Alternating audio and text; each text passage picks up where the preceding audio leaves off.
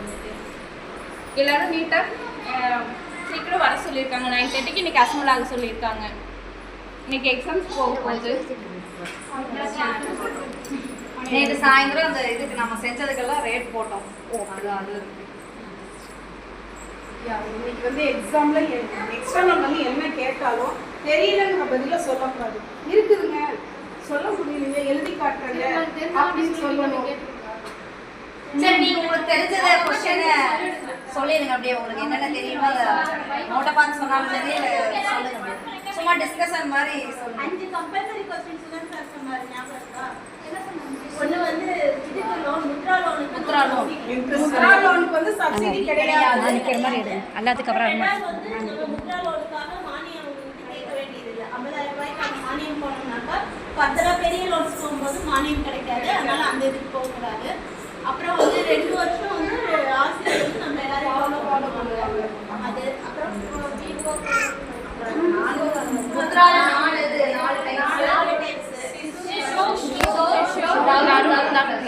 அதிகபட்சமா தருண் பிளஸ் வந்து maximum 20 lakhs நம்ம எந்த லோன் எழுதி ஃபர்ஸ்ட் 50,000 கொடுத்தது அது என்னென்ன டாக்குமெண்ட்ஸ் கேட்பாங்க? Aadhaar card, PAN card, civil score. First Mudra apply பண்ணா நமக்கு என்ன வேணும்? உதயம் வேணும். சர்டிஃபிகேட் வேணும். அது வந்து ரெஜிஸ்ட்ரேஷன் இப்போ பண்ணியிருந்தாலும் பரவாயில்ல. நமக்கு அந்த நம்பர் மட்டும் இருந்தா போதும். Registration number. சிபில் ஸ்கோர் வந்து 700 அப்புறம் வந்து பிரைமரி வந்து இது பண்ணுவீங்கன்னு சொன்னாங்க. அப்படியே okay. Visual ordinary times maximum வந்து 65% ஆஃப் தி பீப்பிள் வந்து டைம்ஸ் ஸ்பெசிஃபிக்கா தான் இருக்காங்கன்னு சொன்னாங்க. அது ஒண்ணு. அப்புறம் விஷுவல் வந்துட்டு கண்ணுல பார்த்து பிடிச்சிருந்தா வாங்கிக்குவாங்க. இது சொல்றது கவனிங்க. சார் பேங்க் டீடைல்ஸ்ல நம்ம திங்ஸ் எப்படி சேல் பண்ணனும் அப்படினா விஓகே விஷுவல்னா பார்க்கிறது. கார்டோட ஒரு பொருள் ஆர்டினரினா 60 வயதுக்கு முன்னாடி கார்டு சொன்னாங்க. அந்த திருவிழாக்காக தேவையில்லைனாலும் அந்த பொருளை பார்த்துட்டு கொஞ்சம் அமைதியா கேளுங்க.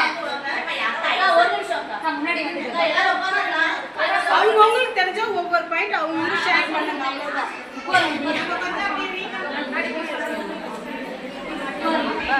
முன்னாடி எல்லாம் சொல்லுங்க. டிஸ்டர்ப் பண்ணாம